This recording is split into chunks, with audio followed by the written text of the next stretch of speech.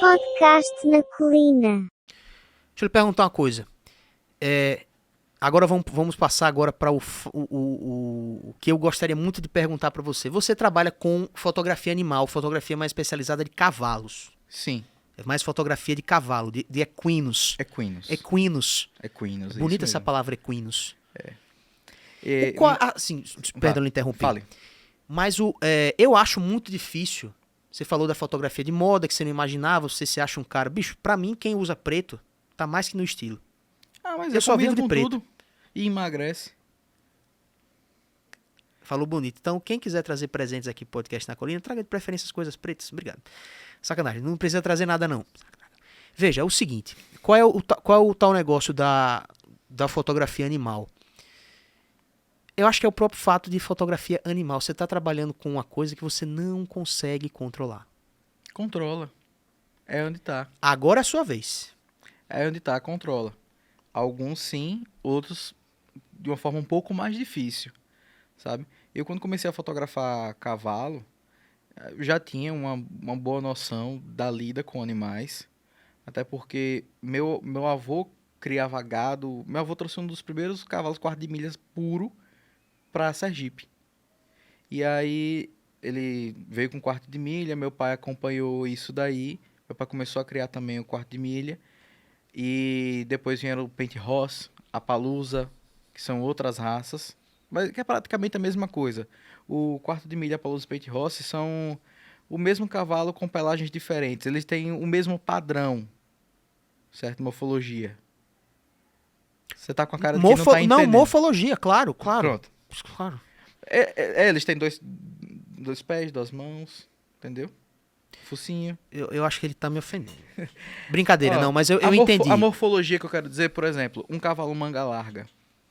A garupa dele tem um determinado formato, certo? Que às vezes é um formato que ajuda com que ele tenha aquela passada diferente. Tanto que você já deve ter ouvido, o manga larga machador. Sim. Entendeu? São cavalos ótimos para você passear.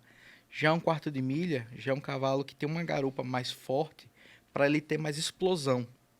Entendeu? Ele é como se ele tivesse deixa eu ver como posso dizer, um turbo atrás, entendeu? Ele tem força. É um torque. Como se o cavalo tivesse um torque. Perfeito. Ele tem um torque. Exatamente, ele tem um torque. Então, assim, ele tem mais musculatura, ele tem uma estrutura corporal diferente. E tem essas três raças que eu citei, o quarto de milha, Palusa e Paint Horse, eles têm essa mesma estrutura. Só muda a pelagem. O Paint Horse é um cavalo que tem um excesso de pigmentação, certo? É um cavalo que tem manchas. E o Appaloosa é um cavalo que tem a falta de pigmentação.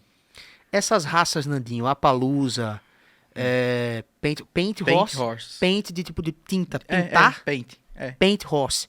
São raças todas importadas, digamos assim. Tiveram que Sim. ser reproduzidas fora do Brasil e trazidas pra cá. Inclusive o quarto de milha também. Interessante. Existe alguma raça de cavalo, tipo, 100% brasileira? Eu posso estar falando besteira. Eu acredito que o manga larga seja uma raça 100% brasileira. Não sei. Entendeu? Mas eu acredito que sim. Mas, por exemplo, o quarto de milha é um cavalo americano. Entendeu? A linhagem dele veio a partir dos cavalos dos ingleses. O cavalo inglês, ele tem um tórax grande e permite com que ele corra por mais tempo. São aqueles cavalos que fazem aquela corrida de Tambor? Não, corrida de longa distância. Uhum. E aí eles otimizaram isso com o quarto de milha. O quarto de milha eles eram cavalos especialistas nos 400 metros. Aquela corrida que é um tiro só, entendeu? E 400, Então quer dizer que 400 existe um metros, sem bote dos cavalos. E com os 400 metros... pronto. É o boto dos cavalos, vamos dizer. E o quarto de milha é esse. Nos 400 metros, ninguém batia os quartos de milha. E 400 metros é um quarto de uma milha. Por essa você não esperava, né? Cultura. A gente vê por aqui.